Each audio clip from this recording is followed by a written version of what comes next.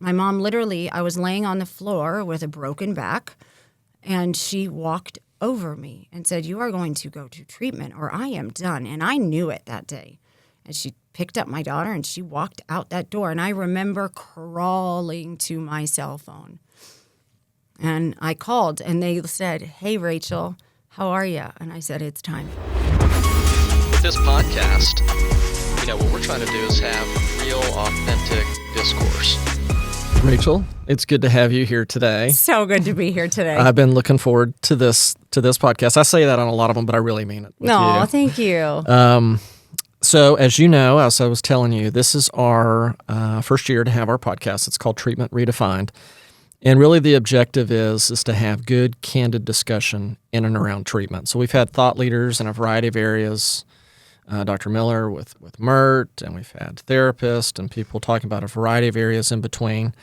I feel like today this is going to be a really good discussion because I like to give our audience a real feel for people that have been through treatment. You have a pretty unique story, and how they've been able to kind of navigate through that treatment cycle and land on their feet and have a great career. So I'm anxious to kind of explore this with you today.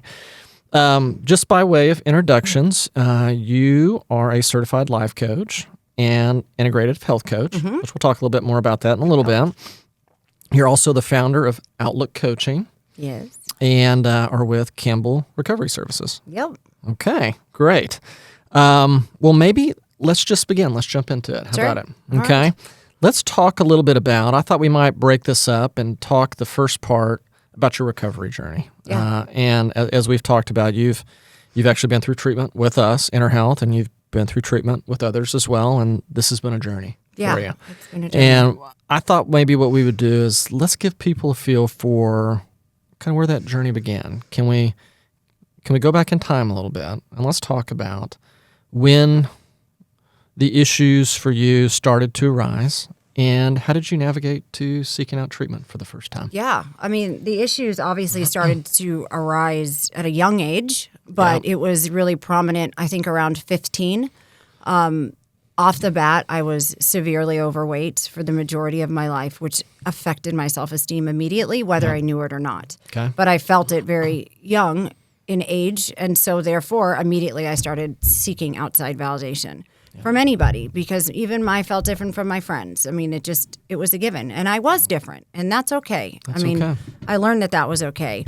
But my first treatment was as an adolescent at 17, where I went for, your standard 30 days. And literally the day that I landed, I went back to the same bad boyfriend, back to the same behaviors. It was a Hail Mary to get my parents off my back, pretty much, and it was, I've always been hurting, but never really wanted to do the work to heal. Right. So that took me 25 years to get to the point of healing. So at that age, did you make the decision that that you needed treatment, or was your family involved in getting you to the care they needed? I was never a dummy. I knew what I was doing was wrong, and I always had issues around that, but I didn't want to stop because I didn't want to feel. So that was an automatic throw-in. My parents had enough. They didn't know what to do. They were uneducated at the time. And so what do you do when you have a loved one that's hurting? You find the appropriate place, and that's how it started. And it became a repetitive, secular cycle for me because my identity became wrapped up in addiction. After 5 treatment centers and you're in your 20s, you're like, "Hi, my name is Rachel, and I'm a drug addict, and I do it extremely well." Right. So considering my parents, the consequences were not nearly as great as they should have been. It was repeated behavior. But along that journey, I stacked more and more trauma, because you get put in situations where you have to, defend yourself. That's right. You find yourself in abusive relationships, sexual abuse, physical abuse, verbal abuse, and all of those things I had to endure. So, which made me stronger, but very weak at the same time. Yep. Because you start believing those beliefs that are put out there. So when, and I've been to every treatment center. I've been to all of the major ones across the country. They used to call me the rehab diva because I did fantastic in them. Yep. And I learned the lingo, and I learned how to get around the actual work. Right. So that was always in my favor, is I would do extremely well in treatment until I found a treatment center that was able to see around my crap, and that was you guys. And that was 10 years ago is when I started on my journey with InterHealth, and I felt like that's where I needed to be, solely based on the collaboration that you guys provide. Yep. And I needed more than talk therapy. At this point in my life, I was beaten, abused, and really on a path of death, committing suicide every single day, just slowly, which is brutal, It's brutal. But I didn't want to die. No. I want help. I always knew I had value. I just needed to tap into it and believe in myself. And until I did, everybody else believed in me repeatedly. That's right. And every time I learned something new. So, like we were talking about right before we jumped on, it's not that uncommon for people going through treatment to have multiple treatment episodes. It happens.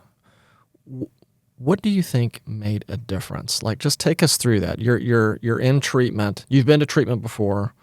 You're a treatment diva, as you said. You know what you're doing. You know how to talk around things. That's not uncommon. What clicked? What made the difference? What was it? What was the it factor that really helped you start to get control of this and make progress? When I found myself using opiates, cocaine, and smoking cigarettes with my child, with me. Okay. And that is, I held on to a lot of shame around that, and concern for another human was daunting. But I had such chronic pain on top of addiction that it was just compiling. And at the time, I thought I was ready for a child. But that's all I ever wanted in my life was a child. And I was 34, and I had destroyed the opportunity to have a solid relationship with a decent guy. And so I found one, and I said, you're the best of the worst. I pick you, and wanted a baby. And when I figured out that I can't stop using even with a child, it was an issue. And immediately, 6 months after my daughter's birth, I ended up on y'all's doorstep in a walker, barely able to walk, in a cocaine psychosis. And CPS had taken my child. And you guys advocated for me in a way that was remarkable to do that. Yeah, that's amazing testament right there, getting to that point. So you. But let me tell you this, though. That wasn't the kicker. Because even after I had the baby, I still was with those behaviors. So I still was using. And again, it's like, instead of stacking positive habits, you just keep stacking negative habits. Right. And no coping skills. No, I take that back. Very good coping skills. Choosing not to use them, Right. Or thinking, okay, I can be a mom now. That's my job. Okay. That's crap, And so that's just where I ended up. I was like, holy crap. Now CPS is involved. Yep. It's serious. And mind you, even in my recovery journey, I've come against some serious stuff. Like, even in my recovery, I ended up in mental health treatment twice for trauma in recovery, because we get sober, it actually gets a little bit more crazy up there, That's exactly right. So, I mean, that's a big part. It's we probably even talked about this a few years back, but a big part of treatment is actually dealing with the underlying issues. It's been astonishing to me. We're coming up on 17 years of having started InterHealth, and I was actually even reflecting on it this morning, that it's so amazing to me that still to this day, how many treatment programs do not address what they call the dual diagnosis, co-occurring issues. There are different labels you put on it, but the underlying issues that might be fueling the behavior, I don't understand why that is. Well, from a client perspective, we just assume that if we take the substances out, we'll be fine. But again, it's taking a look at, why the heck did we use them in the first place? And why are we not focusing more on the trauma or the whole body itself? I mean, mental health aside, I know now we're skipping around to the integrative health and stuff. That's okay. Excuse me, I have allergies, and since this is a very flowing conversation, we'll just be out there about it. Yeah, I think that people miss a beat with that. And also in my journey, like I had so many treatment centers say, you're not ready to dive into that. Okay, well then let me end up in another treatment center in a year and a half because the stuff that y'all didn't want to dive into is now popping up in my sobriety, you know? And I say sobriety and recovery as two different words because I've lived in sobriety. In this 7-year process with me, I've lived in sobriety maybe 4 of them. Mm-hmm. And then once I had to get into trauma treatment is when I really started to be like, okay, this is recovery. That's right. It's recovery. It's not about taking the substances away. Mm-hmm. Because, Dave, I went through like a lot of money on a shopping addiction after treatment. I mean, everything. I made the commitment to stay out of a relationship for a year. That's been the best thing in my life. So it's not just about taking away the substances. It's about how's my sleep? How's my sleep habit? 100%. You know, I have gastric bypass. Do you think I took care of myself? I'm on my 2nd set of veneers, okay? Mm-hmm. Are we going to the dentist? Heck no. Right. But if we don't go to the dentist, what could happen? We get an infection, it goes into our bloodstream. That's right. In Enter Health, I had 2 back surgeries and a full knee replacement. In y'all's care. That's right. Because of just how deteriorated I was, you know? Mm-hmm. That's right. And also my parents were not going to let me out of treatment with a bottle of pills and say, here you go, have a knee replacement, you know? Right.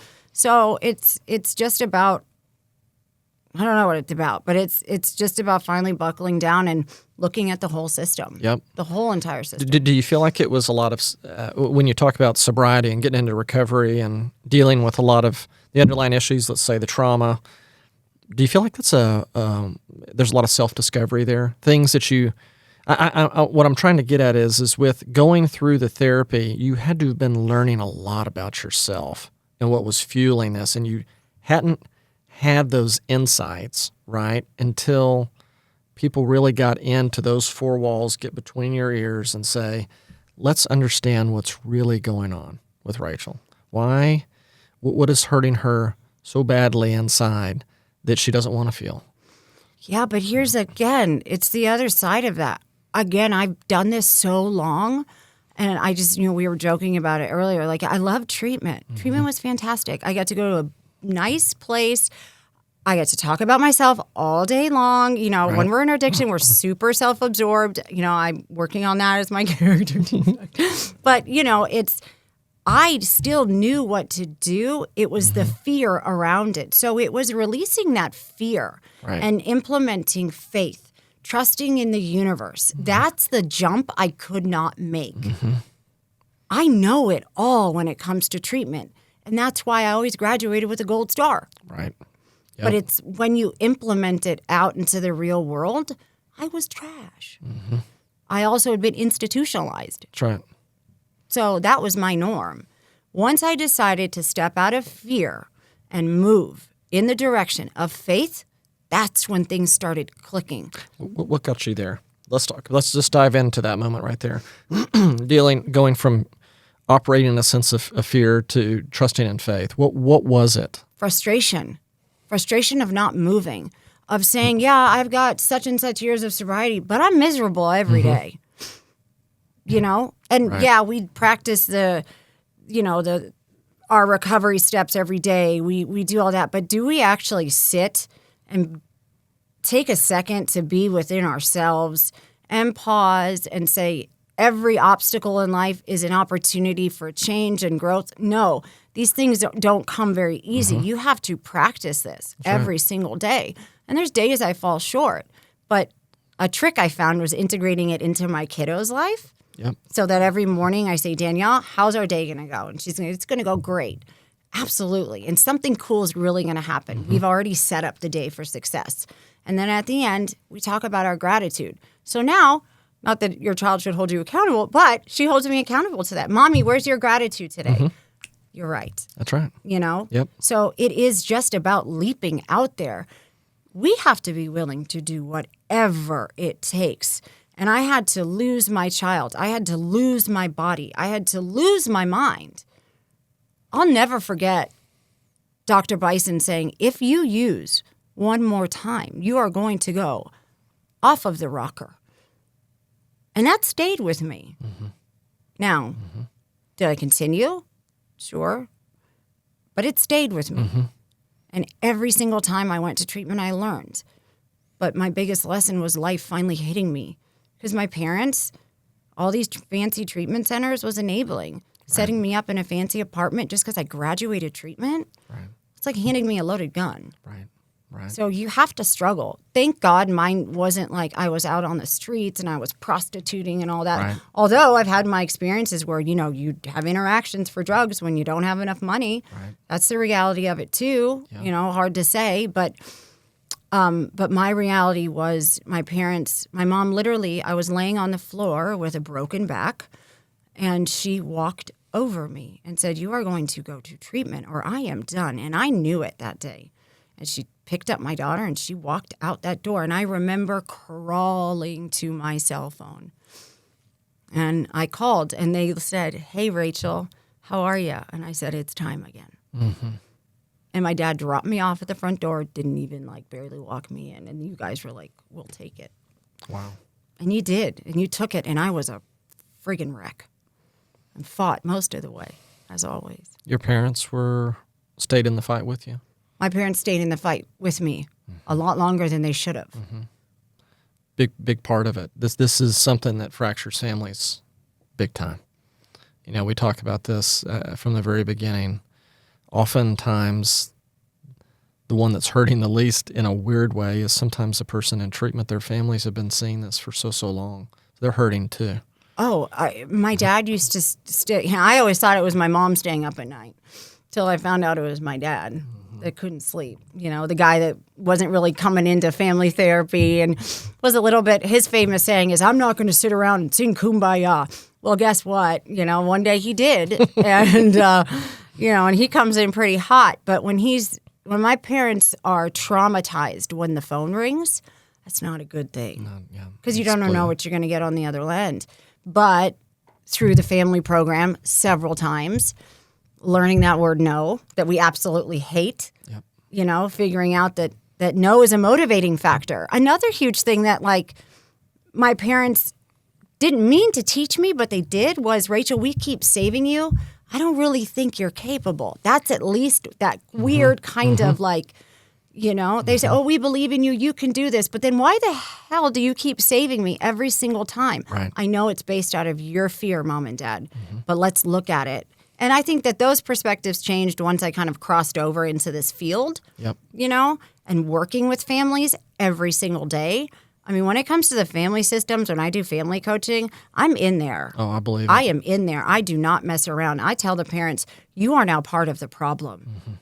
And if you expect your child to work a program of recovery, whatever that looks like, your butt better be doing it too. I think it's the right approach. You know, as you know, I'm not a clinician, but I have been around this from the very, very beginning and helped start it. And I've watched different therapists that they are super interesting to me, therapy, because I think in what we do, the most important part is therapy. There is a medical component. I want to hit on some of that with you here in just a minute. But it plays a narrow and deep role. The therapy is really where I feel like the rubber meets the road. And they work with the patients, but they work with the families. And the best ones that I have worked with have been ones that are not afraid to stand up with the families and be very honest and to be able to put their foot down with them and call them out. Even though it might not be what they want to hear, it's what they need to hear. Yeah. And sometimes it's in those moments when you can really get the change that's needed. And, you know, I've always been a big believer that the families are a part of the solution. I don't believe you can send people off to treatment as a family member, send somebody off and say, you know, call me in 30 days when the bread's baked and everything's going to be just fine. The family knows you better than we're going to know you. And there's history there. There's issues are interrelated and they need healing too. Right. And they need to be brought along and understand what's going on with their loved one, but also be a part of the treatment process. So I just can't underscore how important I think it is for families to be a part of treatment. Yeah, and like you said, it goes back to the hurt. Because again, they have to take a look at their part. That's right. And that's the hardest part, is owning your behavior taking accountability, but then the beautiful side of it is new beginnings. It's those honest conversations with mom and dad. It's those honest conversations, taking accountability for ruining my brother's wedding or for pawning my dad's wedding ring. We literally just had this conversation yesterday. He held up his hand and he was like, yeah, well, that's gone. And I said, yeah, that's gone.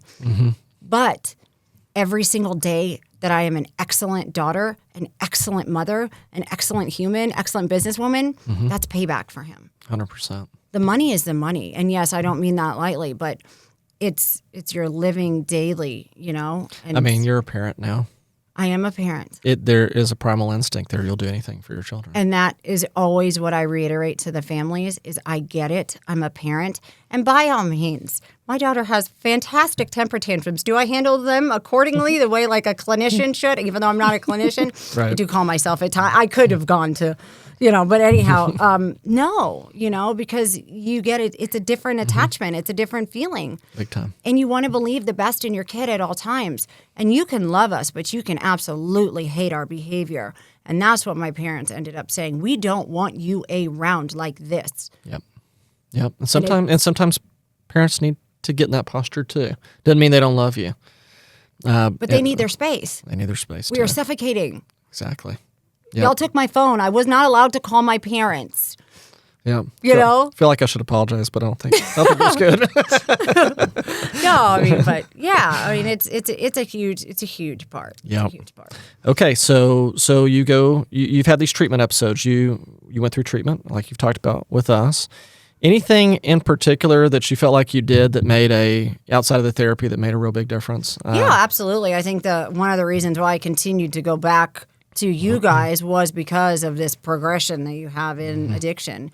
And I've always put a lot of trust in everything way back when Gabasync. I mean, we're talking first, you know, I remember that and getting that IV and in hopes at the time not understanding how much the body had a play in this. Correct. How much damage I had already done to my brain to where I was I remember getting the brain scan from Mert. They said I needed to do that. And I was like, I'm not getting something zapping me in the brain. Why not? My brain wasn't exactly working the best. So why not try and reprogram? And that was so interesting. And Did you notice a difference with that? My sleep. So I have horrible insomnia and anxiety and all of that stuff. And I think in general, obviously in early recovery, we have that. But Mert was interesting. It really was a new way that I had never heard of. Right. I think it's fascinating too. Obviously we do it, so I'm a little biased, but I'm always a healthy skeptic of things that I feel like we're integrating. I want to make sure that we're doing it for the right reasons. And this one, I think, has a ton of merit to it. It started actually out in California with a group called Wave Neuro that started to work with a lot of the Special Operations Command. So soldiers coming back and a lot of Navy SEALs and Special Forces that were having traumatic brain injuries. They were having sleep issues, insomnia, anxiety, and they were having tremendous results with it. And the best way for me to describe it, and I know you know this because you've been through it, but there's TMS, which is all over the place, and TMS can be effective. The issue with it is that it's hitting on one single frequency. And the thing I like about MERT is that it's personalized. So you went through some of the QEEGs, and they can determine your intrinsic alpha wave. Like what frequency should it be firing at versus what it is firing at. And personally in the field of like psychiatry or addiction, rarely do you get objective data. You know what I mean? Right. So I think it's powerful when we can present things to patients and families that say, look, this isn't my opinion. It's on paper. This actually is let me have a neurologist who's going to walk you through this and show you what's going on here. Sure. And what we're going to do is the following treatments, which is it's really personalized TMS that you adjust, I think, every 10 days or so. And as you adjust it, what you'll see is that your frequency will start to navigate towards what it intrinsically should be. And as you get there, symptoms subside. And it's sustainable. There's some tune-ups that you can do as long as you don't, use after you get out. But I find it to be a powerful tool because I think when you're going through treatment, sometimes you've got to quell the symptoms in order for the treatment and the education and the therapy to really lock in. Yeah, and to Otherwise, you're resonate. consumed with symptoms. Sure. Anxiety or not being able to sleep or being groggy. So, I'm just a big believer that it requires a lot of different tools in a residential level of care to try to get the progress that you need to get people to the end of treatment successfully. And then that's where the rubber meets the road, is once you land in the outpatient world. Yeah. Because we've got you, per se, in a safe setting for a while. Sure. And we're going to try to deploy all the diagnostics that we know of that believe that work in treatments and therapy within a period of time. But when you think about it, 4 to 6 to 8 weeks or so of treatment is a drop in the bucket. You know this. We're just beginning this recovery journey. Then you go to outpatient, and that's when you start trying to put these tools into play. Yeah. Tell me a little bit about what that transition was like for you. Once you left us and you're now, okay, I'm coming out of inner health and now I'm going to outpatient, right? Engaging in services there. What was that transition like for you at that time? Well, for me personally, it's a natural transition because I am of the believer, whether I wanted to agree with it or not, and I've always trusted my treatment team, it's a continuous thing. Like, as you said, I always spent like 6 months in treatment. Like, it wasn't that 45-day bucket, but it was the natural thing to do to hopefully, maintain my success and also kind of put me out in the real world a little bit. Yep. But have the safety of you guys around me. So I am a huge proponent for aftercare. I mean, you can't expect someone just to go and fly. No. You just can't, because the world happens. And so again, I'm just going to go back to my own personal story. When I left last time, I was asked to have a life coach because, again, I knew how to do treatment very well. I just did not know how to do life. Yep. Okay, so that was the big deal for me. I'll never forget when my coach came over and she took me grocery shopping and she did a house sweep for me and we found all sorts of goodies that were left over. And she took a vacuum and she was sucking them up and stuff like that. But I also had that protection of outpatient, continuously doing my UAs, following up with the work that y'all did inpatient, which is also great because we all stay connected clinically. That's clinically correct. passes right over to outpatient. Yep. And I continued. I did neurofeedback. That was something that was excellent. recommended to me to do. Absolutely. And there's ways around outpatient. I did it too. I'd call out on certain days and, then have my freebies. But the one thing that's great about outpatient is it doesn't have to really end. I spent a whole year in the not SRT. Which one was it? The last phase of... At the outpatient. At the outpatient. So I stayed in that group where I went and visited with you guys once a week for a whole year. That was my commitment. You probably stepped down through the IOP, SOP, MOP. Oh, yeah. MOP, everything. IOP. Yep. Yeah, all the P's. I was there. You were there. But again, it's this constant repetitive behavior that eventually clicked. Yep. It just eventually clicked. And I do believe that you guys weren't afraid of me. And I'm really good at making people afraid and saying, don't talk to me about it. We ain't doing this today. I know what's wrong with me. And I had a fantastic therapist at the time that said, you don't know anything. Sit down. And I sat down big time with her. Good. And so outpatient is super duper important, along with whatever else you need to surround yourself with outside of the box. Yep. Well, that's probably a pretty good transition, actually, because you're hinting on, I think, one of the more important elements that I think can be very helpful for people going through this is sober coaching, life coaching. Okay, so let's dive into that a little bit. Since you've been out of treatment and now fully in recovery, you've gotten certified in being a life coach. Yeah. Tell us just a little bit about what that is. What are you doing? What is kind of your role? What is the function of it? My role is to walk right alongside that new person in recovery, making sure that they understand that I am exactly like them. It's called peer-to-peer for a reason. Sure, I may have a little bit more knowledge and a little bit more experience, but reminding my clients that I literally am you And whatever you've gone through, there is no doubt that I have not gone through it, or even in an amplified manner. Right. So it's those calls at 2 a.m. when you want to go out and use, and you know that someone's going to answer that phone because someone did it for me. You know, it's also being eyes for the family. It's being eyes for the clinicians. My role as a coach also is to follow the lead of the clinician. Right. How do we implement what you guys are doing in that 1 hour a week when we've got all these extra hours? Because That's exactly by all right. means, we can, you know, just talk a whole bunch of nonsense and then go right outside, which I've done too, and go straight to the dope man's house. I mean, Right. that's not uncommon. That's right. So I add an extra level of accountability that, you know, we breathalyze, we drug test, we make sure you're going to meetings if that's what you want. I involve myself in the family if that's allowed, you know? And it's also taking a look at some of the weird things that people don't look at. Are you sleeping? I do a sleep assessment. What's your sleep regimen like? It's that integrative health part. Are you eating crap all day? Well, no wonder you got a headache. That's right. You know, it's I take my clients, when you first sign on with me, one of the things I do is I take you to get a vitamin infusion or I take you to get a sound bath. Yep. You know, those Good are for your you. those are your two things, and that's totally on me, but it allows for great intimacy Yep. with my clients. And when it comes to the body, just within the last year, I have become extremely cautious and aware.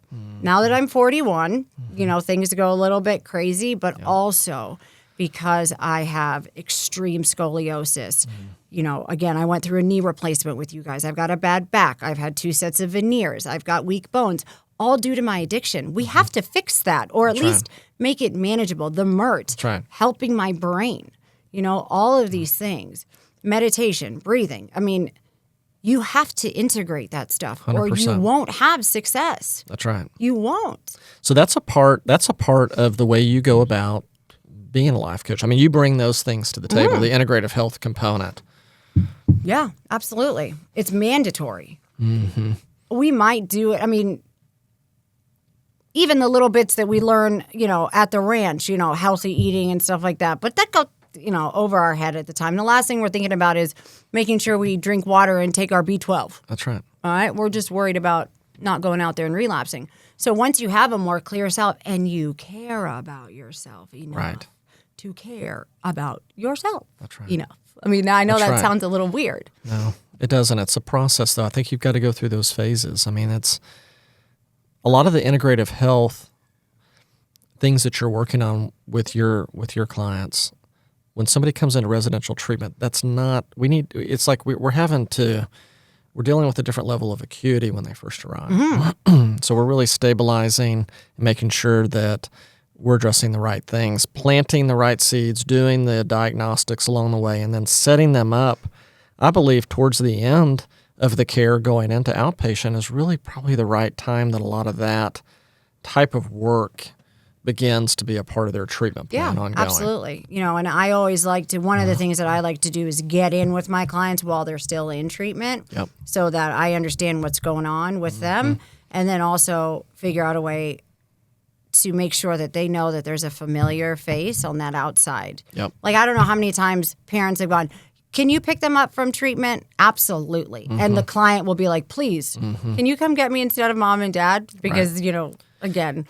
So I was going to ask you that. That's interesting. So do you try to establish some of that rapport before a lot of your clients get out of, say, a residential level of care or Absolutely. other type of treatment? I mean, mine did. Again, I just follow in the footsteps of what works. Right. And I think for me, if I was just thrown into this person and I've got to spend 5 hours worth a week that doesn't know me, yeah, great, you're, you know, in recovery. Well, whoop-de-doo, you know. I want to know more about you. I want to know what makes you tick.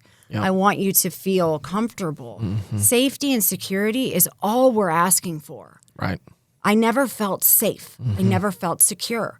And if I can find one person that I know isn't going to judge me, no matter what, heck yeah, I'm on board. Yeah. And that's what my job, and I tell my clients, there's nothing you can say or do that will shock me. And if you do, great, we'll figure it out, you know? You know, the more I go through this and be around treatment and what we do, you brought up something earlier in that you come out of residential care, and we're with you 24 hours a day, 7 days a week. You're safe.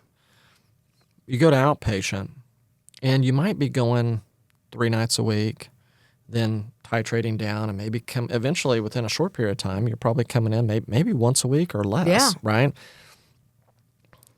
There needs to be some support in between those, quote, treatment sessions. That's when I think the problems arise. Sure. Because the therapist, they're seeing patients, on their schedules, and they're moving through.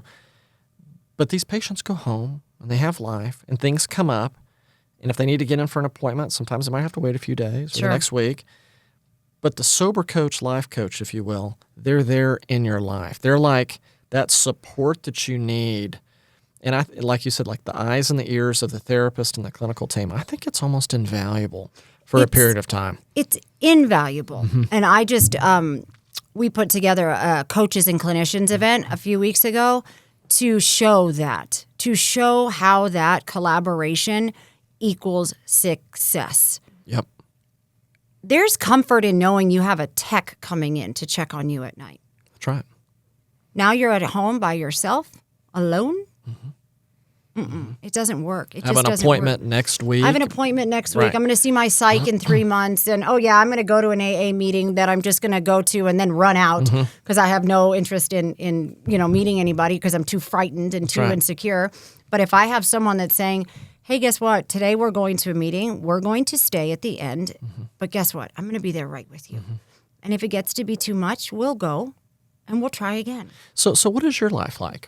Just give us a feel for this. How many clients are you working with, and what does your days throughout the week look like doing this? That's changing every single day, and that's what I love about it. It keeps me on my toes.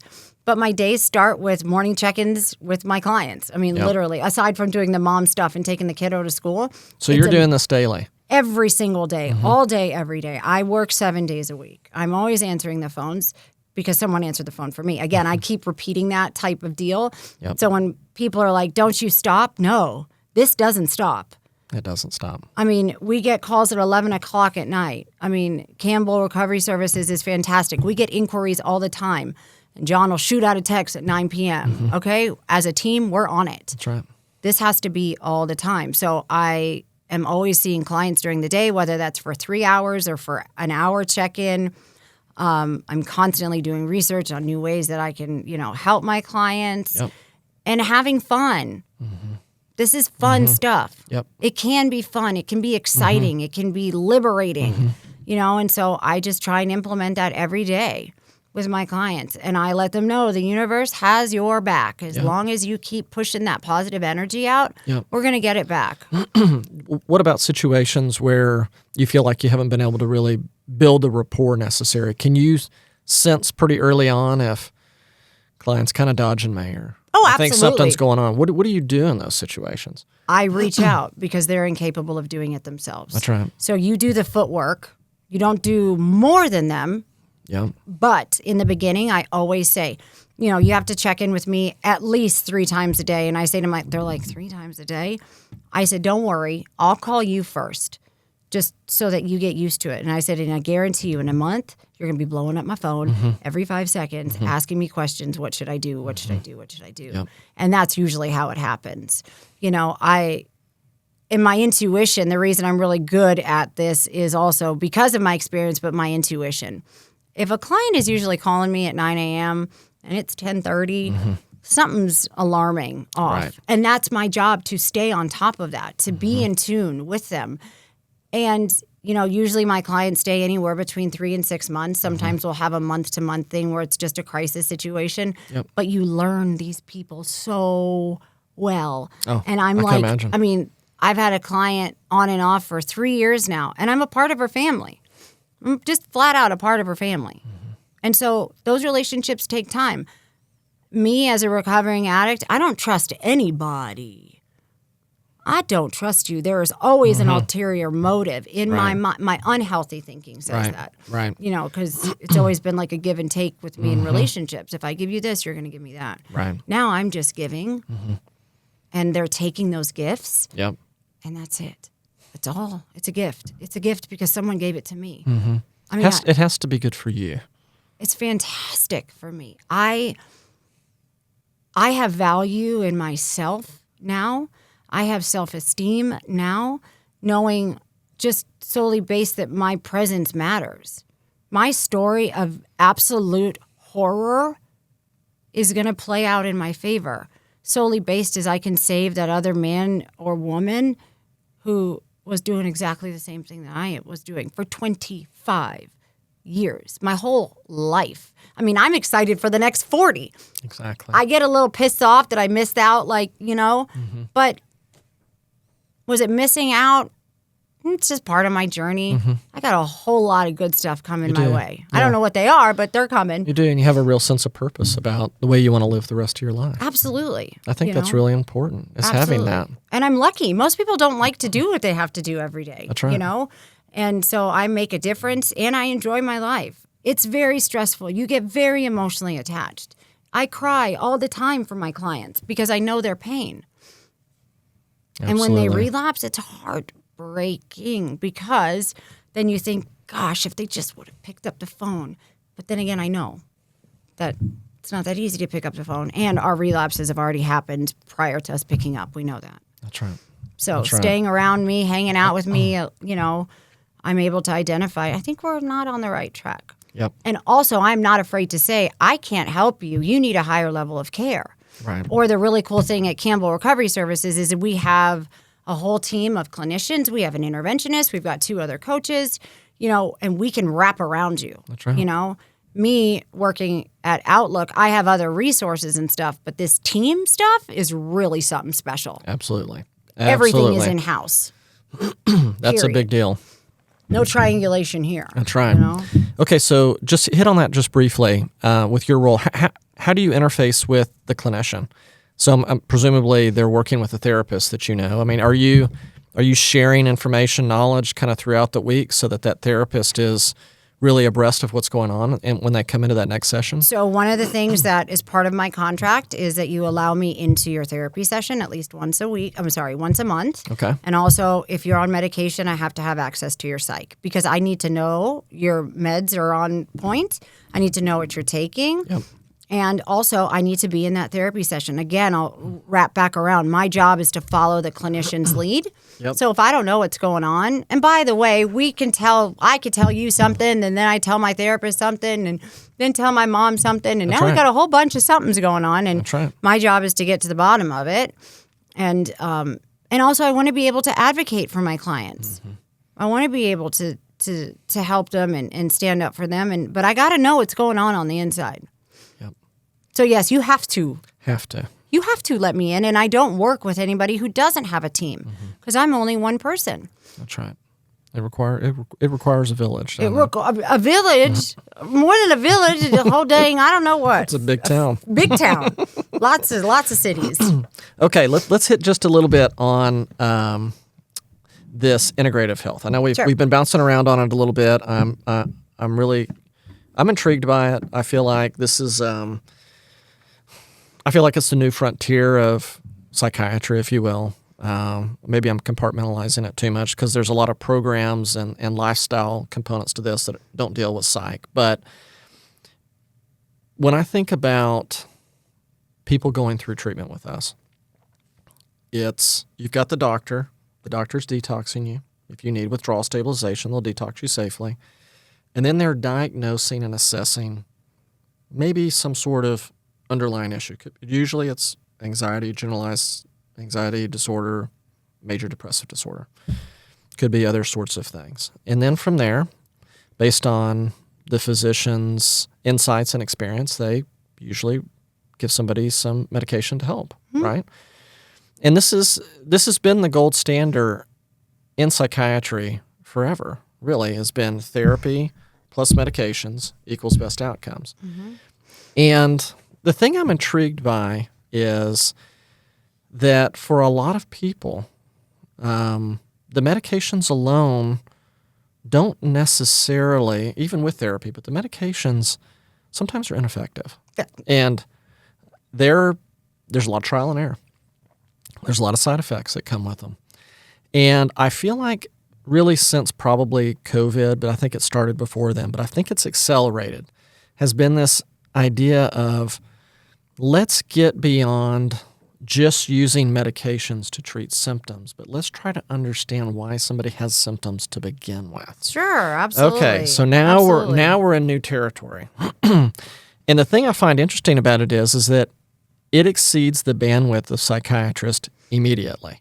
Now I bring this up when we go to dinners and we talk, and we have a lot of clinicians that are there, and psychiatrists and whatnot, and I can tell they're starting to get a little, hot behind the collar. But I really am a true believer in this, is that psychiatry needs to evolve.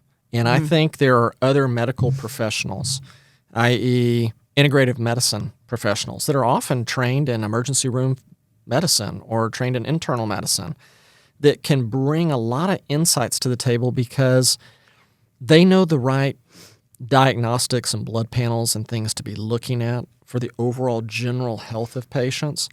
And if there's an understanding of looking at, okay, what biomarkers do I want to look at? A full blood panel, this is objective testing.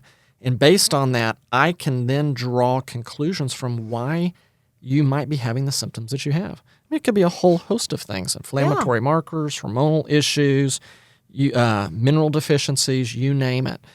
But it's an area that's not taken on very much in psychiatry/addiction. Correct. It's living in this world right now because it's a hot topic. Longevity medicine, integrative health, functional medicine, lots of labels, but it's primarily over here in this world of internal medicine. I feel like, and I want to get your opinion on this, that area of expertise needs to find its way over into mental health and addiction, which I've always considered those as kind of one and the same, so let's just consider them one and the same. Yeah. But patients that are suffering from addiction, mental health issues, why are we not applying this thinking over here? Well, I mean, people, you got to secure the jobs, psychiatrists are psychiatrists. Their job is to, prescribe the meds. And I think that that's what they see the solution as. But, again, why aren't we taking B vitamins for our brain fog? Why are we not taking C vitamins, so that we can keep our immune system up? It should be part of the process. It's almost dumbfounding that it's not, considering the addiction is in our bodies even. Right. So why not tackle, again, for me, having chronic pain management was huge for me to be able to navigate that. That's right. I have gone to the extremes to where I do ketamine infusions for my chronic pain. Yep. Now, mind you, this was at a later date in my sobriety. I don't ever recommend that unless it's serious. Sure. But it's integrating that stuff. It's going to get your liver tested. It's like I said, I do the vitamin infusions. You should see how much energy people have solely based on just a vitamin infusion. It should be part of the process, and I would love for it to be. I also believe that in the treatment world, their main goal, like you said, is just to stabilize you and send you on your way. Yeah. And in my opinion, it's when you learn to give a crap about your body after that 30, 45 days of figuring out that what you're doing is not good for you, then you want to exceed and do more good things, I agree. That's just the bottom line. Yeah. Why it's not there, I don't have that answer. Yeah. Should it be? I don't like that word, but would it be beneficial? Absolutely. Yeah. So if I can start bringing that into someone's life, that could help sustain and maintain and even make them feel better. Absolutely. And it's quite simple. But again, it's consistency, it's being cognizant of it, and it's taking the time to do it. Michael, I forget to take my vitamins. Then put them in the med box that we take your meds every single day. These are simple solutions, people, right. Because there is a compliance part to this. As we've gone through this, we launched this back in March of this year, and there's different components to it. But we really started with making sure we got the lab testing in place because you want to know what labs you're running and why. And we're over in this world of, we're trying to make sure that if people are suffering from emotional, mental health issues, we're going to run the right sets of labs that will correlate to that. So it's like 100 and something biomarkers. We look at them. We have to get our physicians trained on it, psychiatrists. This is, honestly, it's not like it's new age. It's actually going back to a lot of basics of the way medicine used to be. It would help the meds work better. 100%. Like, again, we always say, well, you can't just take a pill and it'll go away. But let's enhance those. That was actually one of the big learnings that I saw when we first started doing this, is that they're not mutually exclusive. It's not like it's meds or functional psychiatry, if you want to put that label on it. They actually go together. And by understanding what's going on with your unique biochemistry, to the extent that we can really break this down, we can make the medications work better for you. Absolutely. Absolutely. And improve your overall health into perpetuity so that your recovery will be stronger. You're actually going to feel better into the future. And hopefully, at some point, if the medications are something that once you've been stabilized, you don't need to be on them forever. I left the ranch with like 7 medicines. I'm on 1. There you go. I'm on 1. Mm-hmm. You triage, you get people through the most acute phases, and then start building a plan. The issue with it is that it takes time. Right. There's no shortcuts to this. Right. Understanding what's going on in your unique biochemistry, putting a plan together, because you can't attack 6 or 7 issues all at the same time. So let's attack these issues, months 1 through 2, 3 through 4. You might have a 6-month plan, but if you adhere to it, you will get better. Yeah, and I think that it is part of the process of you. Yes, we handle what we need to handle first. Let's get you safe, sound, and sober, and then we can actually start implementing the practices of keeping you well. But I am absolutely a whole proponent. When you admit me, you better be taking my blood. I mean, I'm totally for that. Because again, we could be missing something. Yeah, no, I just think it's so important. The more I think about this, and even in this conversation today, I'll start to think, and I've mentioned this before, even internally at some of our meetings, is that, hey, we could have a patient with us for 6 weeks, let's say. We could do everything perfectly. We're going to diagnose the right issues psychiatrically. We're going to put them on the right medication. Therapeutically, we're going to nail it. Nail it. We're going to really transform the families. We're going to get all these things going. But the bottom line is that isn't what it's going to take for them to have ongoing recovery. So some of the things you're hitting on and some of the things I'm talking about here with integrative health, I think you can build in the integrative medicine parts into the residential part. Sure. That's where you get the good baseline. Let's understand what's going on. Let's build a plan. Some of those things you can start implementing while they're there. Absolutely. But it's going to carry over. Mm-hmm. And then when it carries over, you need to have someone, I think, other than just a clinician that you go see or a group that you go to 2 or 3 times a week, that's in your life, helping keep you accountable, provide that support, just guide you. You're like a treatment Sherpa in a way. Just let me take you through the journey. Right. Because the longer that you stay on the path with me, exponentially your chances of staying in recovery are going to adhere. I mean, that's why I had to commit to a year of coaching, because we knew that a month or 3 months wasn't going to cut it, because I already foresaw issues coming up in my future. That's right. And also as a single new mom, well, I literally walked out of the ranch. Y'all promised me I'd get out for my daughter's first birthday, so I was pushing for that date. But to walk out with a baby and say, hey, I need you only to focus on you because you're the most important, and anything you put in front of your sobriety, you're going to lose it. Oh, but hey, by the way, you got a 1-year-old too. Right. How do you manage that? That's right. How do you split your brain up? That's right. But I have to keep remembering, if Rachel is not well, she's a crap mom. Mm-hmm. And then that's going to lead to a whole bunch of other stuff, That's right. That's right. But absolutely, you have to have someone on this journey. We're already so lonely. We want community. We want that. That's right. And one person can make such a huge impact. Huge. And and I mean, just to your credit, you've been through a journey. You have a lot of life experience.